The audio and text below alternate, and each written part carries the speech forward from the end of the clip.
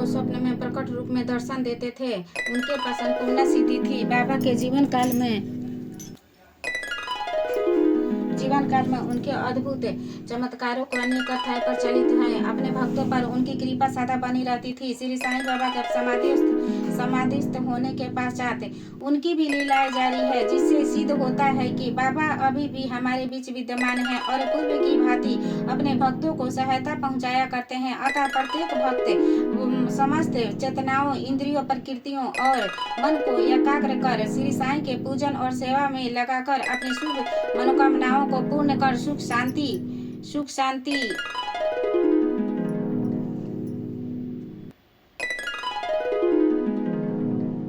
और समृद्धि प्राप्त कर सकता है। हे श्री साईं, हमें आशीष दो कि जो आपके इस व्रत को पूर्ण करेगा उसकी सभी मनोकामनाएं पूर्ण होगी।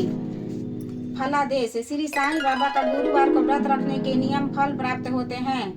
पुत्र प्राप्ति, दूसरा में कार्य सिद्धि, तीसरा में वर प्राप्ति, वधु प्राप्ति, खोए धन की प्राप्ति, जमीन जायदाद की प्राप्ति, श्री साईं दर्शन, शांति, शत्रु शांत हो, व्यापार में वृद्धि, परीक्षा में सफलता, पति का प्रेम मिले, बांझ स्त्री माँ बने, इच्छित वस्तु की प्राप्ति, यात्रा योग, बिछड़े रिश्तेदार से मुलाकात हो, रोग निवारण, कार्य सिद्धि, मनोकामना फलीभूत हो। श्री साईं व्रत की विधि। श्री साईं बाबा का यह व्रत बहुत ही चमत्कारिक है। इस व्रत को करने से पूर्व हथेली के आकार का एक नया सफेद वस्त्र लेकर उसको गीली हल्दी में डुबाकर सुखा लें। गुरुवार को प्रातः अथवा सायं स्नान करके स्वच्छ वस्त्र धारण कर तत्पश्चात पूर्व दिशा में स्वच्छ कपड़ा बिछाकर एक आसन पर भी श्री साईं बाबा की मूर्ति स्थापित करें। उनको चंदन कुमकुम का तिलक लगाएं, फूलों की माला चढ़ाएं और उनके आगे दीप प्रज्वलित करें और अगरबत्ती या धूप जलाकर सुगंध निवेदित करे। तत्पश्चात श्री साईं के समक्ष बैठकर हल्दी लगे पीले कपड़े में एक सिक्का रखकर जिस कार्य सिद्धि के लिए व्रत कर रहे हैं उस कार्य को निर्विघ्न पूरा करने के लिए साईं बाबा से सच्चे मन से प्रार्थना करते उस सिक्के को उस कपड़े में लपेटकर गांठ बांध लें और श्री साईं के चरणों में रख दे। अपने मन के क्रमानुसार 5, 7, 9, 11 अथवा 21 गुरुवार को मन्नत मानते हुए व्रत आरंभ करना चाहिए। बाद में प्रत्येक गुरुवार को विधि अनुसार केवल व्रत कथा का पाठ ही करना चाहिए। गुरुवार का व्रत आरंभ करते समय इस पुस्तक के मुख्य पृष्ठ पर दिए गए साईं बाबा का स्वरूप को प्रणाम करें और तथा पुस्तक पर कुछ पुष्प श्री साईं को अर्पित करते हुए श्री साईं अष्टोत्तरस्ते नामावली का सर्वप्रथम पाठ करें। इसके बाद ही साईं का ध्यान करते हुए साईं बाबा व्रत कथा के 6 अध्याय पढ़े। कथा की समाप्ति पर श्री साईं की आरती करे व प्रसाद के रूप में घर पर बनाई खिचड़ी, मिठाई अथवा सभी फल सभी को बांटे और स्वयं भी ग्रहण करे। अतः श्री साईं व्रत की संपूर्ण विधि है। यह श्री साईं व्रत से आने वाले सभी दूर हो जाते हैं। श्री साईं व्रत करने से आने वाले विघ्न दूर हो जाते हैं। जीवन में सरलता, सद्बुद्धि तथा पवित्रता आ जाती है। घर में गरीबी का निर्धनता साधकों के लिए दूर होती है। कलेश दोष आदि दूर हो जाते हैं तथा शांति, आनंद एवं उल्लास का आगमन होता है। यदि श्री साईं व्रत संपूर्ण श्रद्धा व विश्वास तथा विधि पूर्वक पूजन सहित किया जाए तो आर्थिक, सामाजिक, मानसिक पीड़ाएं स्वतः ही दूर हो जाती है। मन में अपार शांति का अनुभव होता है। श्री साईं बाबा का प्रसाद वितरण करते समय श्री साईं बाबा की 11, 21, 51, 101 जैसी आपकी सामर्थ्य हो पुस्तकें भक्तों में बांटना न भूले, क्योंकि आपके द्वारा पुस्तक प्राप्त करने वाला यदि आपकी प्रेरणा से इस व्रत को रखेगा तो उसे भी उतनी ही भाग्योदय की पूर्ण वृद्धि तथा सुख समृद्धि की बढ़ोतरी होगी।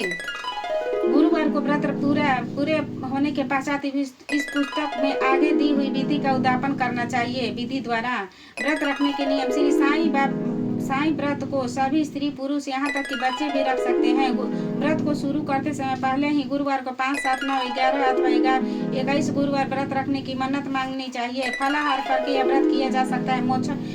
भोजन मीठा नमकीन कैसा भी हो सकता है। यह व्रत बहुत चमत्कारी है। माने के प्रत्येक गुरुवार को विधि पूर्वक व्रत रखने से इच्छित फल की प्राप्ति होगी। जिस कार्य सिद्धि के लिए आप व्रत कर रहे हैं उसके लिए बाबा से मन ही मन पर पवित्र हृदय से प्रार्थना करें। श्री साईं आपकी प्रार्थना अवश्य पूरी करेंगे।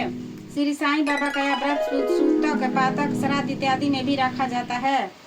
यदि गुरुवार को आप यात्रा पर कहीं बाहर हो तो उस गुरुवार को छोड़कर उसके बाद के गुरुवार को व्रत करें। यदि किसी कारणवश किसी गुरुवार व्रत न कर पाए तो उस गुरुवार को गिनती में न लेते हुए मन में किसी प्रकार की शंका न रखते हुए अगले गुरुवार को व्रत जारी रखें। मन्नत के अनुसार जितनी गुरुवार व्रत रखने का आपने नियम लिया वह पूरे करने के उपरांत व्रत का उद्यापन करें। एक बार मन्नत अनुसार व्रत पूर्ण करने के बाद फिर मन्नत कर सकते हैं और फिर साईं व्रत कर सकते हैं। व्रत में एक बात का अवश्य ध्यान रखें कि आपके मन में श्री साईं के प्रति अटूट श्रद्धा और समर्पण का भाव रहना चाहिए। श्री साईं व्रत का उद्यापन गुरुवार का व्रत पूरा होने पर उद्यापन करना चाहिए। इस दिन गरीब और लाचार लोगों को भोजन कराना चाहिए और पशु पक्षियों को भोजन डालना चाहिए। अपने स्नेहजनों को भी इस व्रत का महात्म्य समझाए। उसके लिए पुस्तकें भी श्रद्धालु में बांटे। जो पुस्तकें बांटनी है उनके आवरण पर श्री साईं बाबा के चित्र पर तिलक कर श्रद्धापूर्वक अपने स्नेही इष्ट मित्रों को देखे। विधि से व्रत करने एवं उद्यापन करने से आपकी सभी मनोकामनाएं अवश्य पूर्ण होगी, इसमें जरा भी संशय नहीं है। श्री साईं अष्टोत्तरस्त नाम वाली। ओम श्री साईं नमः। ओम श्री साईं लक्ष्मी नारायणाय नमः। ओम श्री साईं कृष्ण राम शिव मारुत्यादि रूपाय नमः। ओम श्री साईं शेष साईने नमः। ओम श्री साईं गोदावरी तट शील दिवासिने नमः। ओम श्री साईं भक्त हृदयालयाय नमः। ओम श्री साईं सर्वहन्निल्याय नमः। ओम श्री साईं भूतावसाय नमः। ओम श्री साईं भूत भविष्य भाववर्जिताय नमः। ओम श्री साईं कलातीताय नमः। ओम श्री साईं कलाय नमः। ओम श्री साईं कलाय नमः। ओम श्री साईं काल दर्पदमन्याय नमः। ओम श्री साईं मृत्यु अंजनाय नमः याय नमः। ओम श्री साईं अमर्त्याय नमः। ओम श्री साईं मत्तर्या भयप्रदाय नमः। ओम श्री साईं जीवधराय नमः। ओम श्री साईं सर्वाधराय नमः। ओम श्री साईं भक्तावन समर्थाय नमः। ओम श्री साईं भक्तवान प्रतिज्ञाय नमः। ओम श्री साईं अन्न वस्त्रादयाय नमः। ओम श्री साईं आरोग्य क्षेमदाय नमः। ओम श्री साईं धन मांगल्य प्रदाय नमः। ओम श्री साईं सिद्धि प्रदाय नमः। ओम श्री साईं पुत्र मित्र कलत्र बंधुनाय नमः। ओम श्री साईं योग क्षेम वहाय नमः। ओम श्री साईं आपद बांधवाय नमः। ओम श्री साईं मार्ग बंधाय नमः। ओम श्री साईं भुक्ति मुक्ति सर्वार्ग वर्ग दाय नमः। ओम श्री साईं प्रियाय नमः। ओम श्री साईं प्रीतिवर्धनाय नमः। ओम श्री साईं अनंत यार्मिने नमः। ओम श्री साईं सच्चिदात्मने नमः। ओम श्री साईं नित्यानंदाय नमः। ओम श्री साईं परम सुखदाय नमः। ओम श्री साईं परमेश्वराय नमः। ओम श्री साईं पर ब्रह्मणे नमः। ओम श्री साईं परमात्मने नमः। ओम श्री साईं ज्ञान स्वरूपने नमः। ओम श्री साईं जगत पितरे नमः। ओम श्री साईं भक्तानां पितामहाय नमः। ओम श्री साईं भक्त भय प्रदाय नमः। ओम श्री साईं भक्त पराधीनाय नमः। ओम श्री साईं भक्तानुग्रह कराय नमः। ओम श्री साईं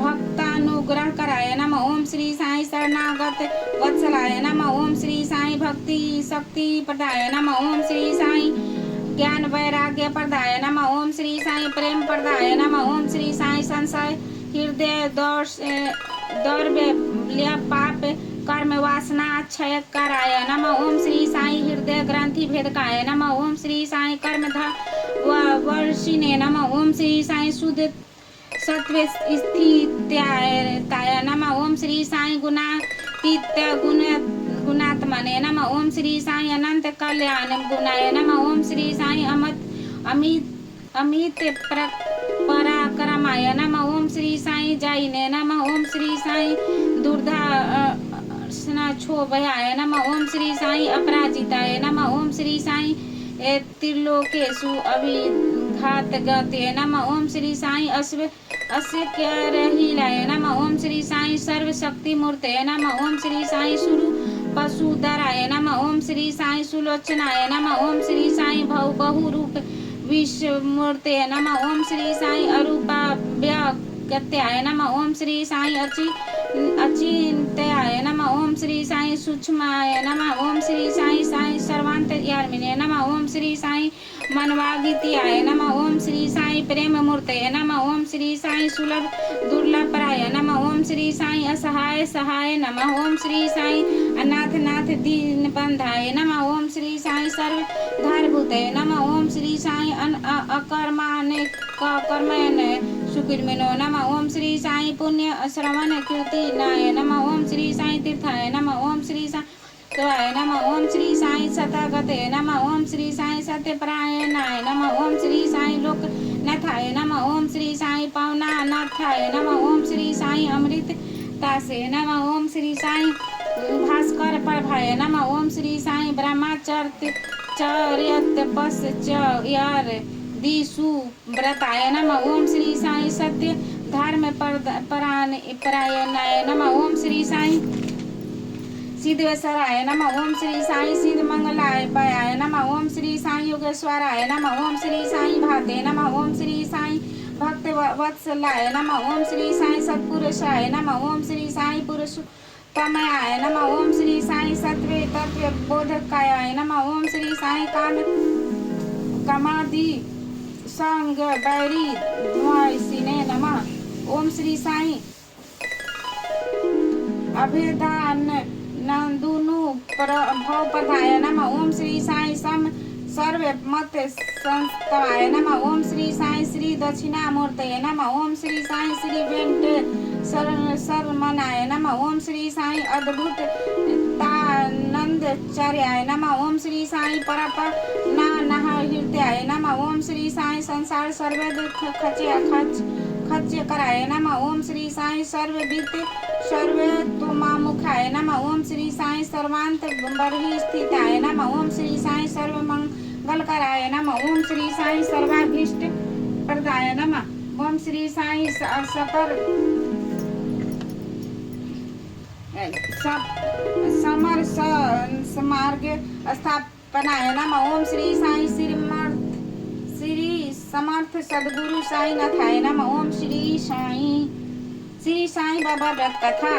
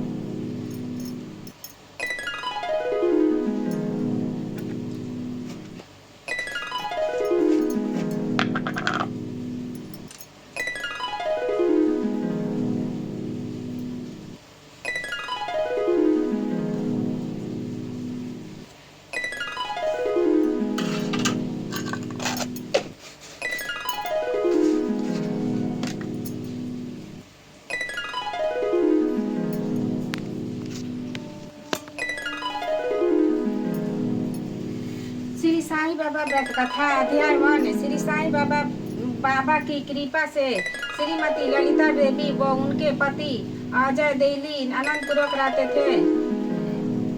अचानक समय ने करवट बदली और अजय को व्यवसाय में बहुत घाटा हो गया। उनके अच्छे भले चलते व्यवसाय पर ताले डल गए, जिसकी वजह से लाचार होकर घर बैठ गए। खाली बैठे बैठे उनके स्वभाव में चिड़चिड़ापन आना भी लाजमी था।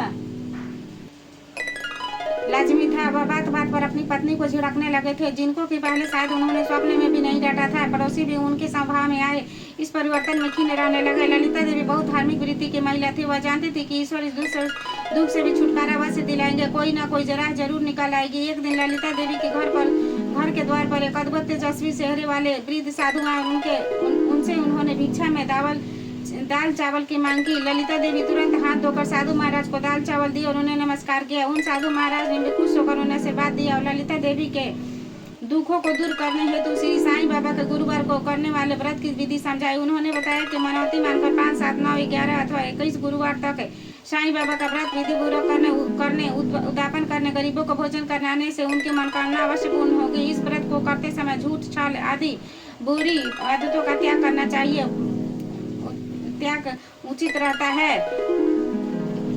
व्रत पूर्ण होने पर यथाशक्ति 7, 11, 21, 21, 21, 51, 101 पुस्तकें दान करना ना भूले। श्री साईं के वचन है श्रद्धा और सबूरी उनके ध्यान में रखकर ही व्रत को आरंभ करे। उस साधु महाराज के वचन सुनकर ललिता देवी अत्यंत प्रसन्न हो गई और अपने गुरुवार से ही अगले गुरुवार से उन्होंने साईं व्रत का पालन किया। देखते देखते उनके पति के स्वभाव में आश्चर्यजनक परिवर्तन आने लगा। उन्होंने फिर से व्यापार करना आरंभ कर दिया, जिससे दिनों दिन बढ़ोतरी होने लगी। घर में साईं बाबा की कृपा से सुख शांति का निवास हो गया। एक दिन ललिता देवी की बहन और उनके पति उनसे मिलने उनके घर पर आए। दोनों पति पत्नी को खुश देखकर वे भी बहुत खुश हुए। ललिता देवी की बहन ने उनसे पूछा कि चमत्कार कैसे हुआ? हमारे बच्चे ठीक से पढ़ाई नहीं करते और किसी का कहना नहीं मानते, बहुत उदंड होते जा रहे हैं, जिसकी वजह से सब कुछ होते हुए भी मैं बहुत परेशान रहता हूँ। तब ललिता देवी ने उन्हें साईं बाबा गुरुवार को करने वाले व्रत की महिमा बताई। इस व्रत की महिमा सुन ललिता देवी की बहन बहुत प्रसन्न। उन्होंने भी पूर्ण श्रद्धा और विश्वास से 9 गुरुवार तक का व्रत किया, जिसका परिणाम यह हुआ कि उनके बच्चे मन लगाकर फिर से पढ़ने लगे और हमेशा कक्षा में फर्स्ट आते और साथ ही साथ घर के छोटे मोटे काम में भी उनका हाथ बटाते। ललिता देवी की बहन भी दुखी लोगों को इस महान व्रत का महात्म्य बताने लगी और स्वयं भी इस व्रत का पालन करती रही। श्री साईं बाबा ने जैसे उन पर कृपा की, वैसे सभी पर करे। जो इस व्रत को श्रद्धा से व्रत करता है, साईं बाबा उनकी सभी मनोकामना पूर्ण करते हैं। बोलो अनंत कोटि ब्रह्मांड नायक राजधिराज योगीराज पर ब्रह्म श्री सच्चिदानंद सदगुरु साईनाथ महाराज की जय। साईं बाबा का दूसरा व्रत कथा का दूसरा अध्याय। व्यवसाय में दिन दूनी रात चौगनी सफलता। अम्बाला शहर में व्यापारी तेजेंद्र खन्ना के कपड़े के 4 बड़े शोरूम थे। घर में सभी प्रकार की सुख सुविधा थी। अचानक एक कर सभी शोरूमों के कर्मचारियों ने हड़ताल कर दी। सेठ जी का मन बहुत प्रसन्न हुआ। मामला गंभीर था। यूनियन नेताओं के दबाव में कर्मचारी उनकी बात सुनने को भी राजी न थे। ऐसे समय में सेठ जी के एक दूर के रिश्तेदार का उनके घर आना हुआ। बातों में सेठ जी ने उन्हें अपनी समस्या से अवगत कराया। उनकी पूरी बात सुनने के बाद उनके रिश्तेदार ने निश्चिता पूर्वक कहा कि घबराने की कोई बात नहीं है, सब कुछ ठीक हो जाएगा। सेठ जी को गुरुवार को करने वाला श्री साईं बाबा व्रत करने को कहा। उन्होंने यह भी बताया कि आप और सेठानी दोनों एक साथ इस व्रत को करें। बाबा की कृपा से सब मंगल होगा। सेठ सेठानी ने विधि पूर्वक गुरुवार से साईं व्रत करना आरंभ किया। व्रत आरंभ करने के 2 सप्ताह के भीतर उनके सभी कर्मचारी काम पर पुनः लौट और उनके 4 शोरूम फिर से खुल गए। साईं बाबा की कृपा से 1 वर्ष में उनको पर्याप्त धन लाभ हो गया। परिवार में सुख शांति और खुशहाली फिर से छा गई। इनका सारा सेठ जी ने श्री साईं बाबा को दिया। बोलो अनंत कोटि ब्रह्मांड नायक राजधिराज योगीराज पर ब्रह्म श्री सत्यानंद सदगुरु साईनाथ महाराज की जय। अध्याय 3। कन्या का विवाह हो गया। नीलू देवी को बेटी शालिनी की थी तो बड़ी गुणवान, लेकिन सांवले रंग की थी। ऊपर से उनके पति की आमदनी भी ऐसी नहीं थी कि ज्यादा दहेज देकर अपनी बेटी के हाथ पीला कर सके। शालिनी की उम्र विवाह होने पर भी उसकी शादी नहीं हो पा रही थी। विवाह योग्य होने पर भी उसकी शादी नहीं हो पा रही थी। धीरे धीरे उसकी आयु के साथ साथ माता पिता की चिंता भी बढ़ने लगी। शालिनी खाना पकाने, सिलाई, कढ़ाई और अपने सभी कार्यों में बहुत कुशल थी। बीए तक पढ़ी थी। स्वभाव से कुशल और समझदार और हंसमुख थी। फिर भी उसके योग्य वर नहीं मिल पा रहा था। एक दिन शालिनी अपने पड़ोस के रहने वाली सहेली कोमल के यहाँ गई तो कोयल एक पुस्तक बड़े ध्यान से पढ़ रही थी। शालिनी ने पूछा, क्या पढ़ रही हो? तब कोयल ने कहा, यह श्री साईं बाबा व्रत की पुस्तक है। हमारी बुआ जी के यहाँ इस व्रत का उद्यापन था। जहाँ बुआ जी ने वहाँ उपस्थित सभी जनों को एक पुस्तक बांटी थी। जब शालिनी ने वह पुस्तक हाथ में ली तो उसके कुछ पृष्ठ पढ़े तो साईं बाबा की कृपा से उसके मन में भी यह व्रत करने की इच्छा जागृत हुई और वह उस पुस्तक को अपनी सहेली से लेकर घर गई। गुरुवार की सुबह उसने 21 गुरुवार तक व्रत करने की मन्नत मांगकर श्री साईं बाबा व्रत करने का संकल्प लिया और विधि पूर्वक व्रत शुरू किया। आश्चर्य, उसी रात उसके मामा जी उसके लिए एक अच्छा रिश्ता लेकर आ गए। शालिनी की मामी और लड़के की माँ बचपन की सहेली थी तथा शालिनी की मामी ने लड़की की से सीधी बात भी कर ली थी। शालिनी के बारे में सुनकर लड़का बहुत उत्साहित हुआ था। उसने शालिनी जैसी लड़की की ही तलाश थी जो पढ़ी लिखी व गुणवान हो और उसके साथ कदम से कदम मिलाकर चल सके। शालिनी यह सब जानकर बहुत प्रसन्न थी। फिर एक ही माह बाद शालिनी का विवाह उस लड़के का साथ संपन्न हो गया। बोलो अनंत कोटि ब्रह्मांड नायक राज योगी रजपर ब्रह्म श्री सच्चिदानंद सद्गुरु साईनाथ महाराज की जय। अध्याय 4 डूबा रुपया वसूल हो गया। रोनित के परिवार में पति पत्नी और एक पुत्र था। उनका हौजरी का बहुत बड़ा व्यापार नहीं था। यह परिवार की सुख सुविधा के लिहाज से पर्याप्त था, लेकिन मुसीबत कर नहीं आती। उनके व्यापार में उधार देना जरूरी था, नहीं तो बाजार के प्रतिस्पर्धा से वो टिक नहीं पाते। ऐसे ही एक व्यापारी की तरफ उनका बढ़ते बढ़ते 4 लाख रुपया उधार हो गया। अब उस व्यापारी की नियत में खोट आ गई। वह उधार चुकाने के लिए रोज नए बहाने करने लगा। रोनित के तो पैरों तले जमीन खिसक गई। उस पर कंपनी की तरफ से तकादे आने लगे। कंपनियों के एजेंट कहते कि अगर उन्होंने कंपनी का पैसा समय पर जमा नहीं कराया तो कंपनी उन्हें माल देना बंद कर देगी। रोनित के तो रातों की नींद उड़ गई और एक दिन चैन हराम हो गया। रोनित इसी सोच विचार में निमग्न अपनी दुकान पर बैठा था कि तभी उनके मित्र शर्मा जी पूछने पर रोनित ने अपनी चिंता का कारण बताया। शर्मा जी ने कहा, बस इतनी सी बात है, आज से तुम सारी चिंताएं छोड़ दो, श्री साईं बाबा के शरण ले लो। फिर शर्मा जी ने अपने बैग में से श्री साईं व्रत कथा की पुस्तक न्यायकाल को रोनित को दी। बताया कि कलयुग में श्री फल देने वाला यह चमत्कारी व्रत है। आप आगामी गुरुवार को 5, 7, 9, 11, 21 गुरुवार को व्रत की मन्नत मांगकर श्री साईं व्रत करना आरम्भ करे। फिर देखो इस व्रत का अद्भुत चमत्कार है। तब रोनित ने सब अपनी श्रद्धा विश्वास के साथ इस व्रत को करना आरंभ किया। व्रत के चौथे ही दिन वह व्यापारी उनकी दुकान पर आया और उनसे कहने लगा कि उनका माल बेचकर उसे बहुत लाभ हुआ है और उसे और माल की भी जरूरत है। साथ ही उसने पुराना रुपया बकाया वर्ष पैसा भी चुकाया ही, साथ ही अगले माल के लिए भी एडवांस दे दिए। रुपये चुकाने में हुई देरी के लिए क्षमा मांगी। रोनित की श्री साईं बाबा की ऐसी कृपा देख भाव विभोर हो गया। जिस रकम को डूब चुकी मान रहा था वह तो वापस आई ही। उनके व्यापार में भी वृद्धि हो गई। इस अद्भुत व्रत का लोगों को अधिक से अधिक लाभ हो, इसलिए उन्होंने इस व्रत का 101% श्रद्धालुओं में वितरित की। बोलो अनंत कोटि ब्रह्मांड नायक राज योगी रजपर ब्रह्म श्री सच्चिदानंद सद्गुरु साईनाथ महाराज की जय। अध्याय 5 संतान सुख की प्राप्ति। नीरज और दीपिका के विवाह को कई साल हो गए थे, परंतु उन्हें अभी तक संतान का सुख प्राप्त नहीं हुआ था, जिसकी वजह से घर में सब कुछ होने पर भी खालीपन सा महसूस होता था। वृद्ध सास ससुर भी घर पर नहीं किलकारी सुनने को व्यग्र थे। कई डॉक्टरों और हकीमों को भी दीपिका और नीरज को दिखाया गया। दोनों को ही उन्होंने शारीरिक रूप से स्वस्थ बताया। एक दिन नीरज के ऑफिस में अलीगढ़ से दूर ट्रांसफर होकर आए देवेश ने सभी को लड्डू खिलाए। नीरज के पूछने पर उसने बताया कि श्री साईं बाबा व्रत की महिमा से शादी के 5 साल बाद उन्हें पुत्र प्राप्ति हुई है। नीरज द्वारा पूछे जाने पर उन्होंने उसे पूरी व्रत विधि समझाई और अगले ही दिन नारायण बुक डिपो अनुग्रह सेवा सदन लेन खजांची रोड पटना द्वारा प्रकाशित श्री साईं बाबा व्रत की एक पुस्तक लाकर दी। दोनों पति पत्नी ने पूरी श्रद्धा और विश्वास से 11 गुरुवार व्रत करने की मन्नत मानी और साईं बाबा की कृपा से शीघ्र दीपिका गर्भवती और उसने एक सुंदर स्वस्थ पुत्र को जन्म दिया। अपने कुलदीपों को देख उसके सास ससुर की खुशी का तो ठिकाना ही नहीं था। बोलो अनंत कोटि से ब्रह्मांड नायक राज योगी रजपर ब्रह्म श्री सच्चिदानंद सद्गुरु साईं महाराज की जय।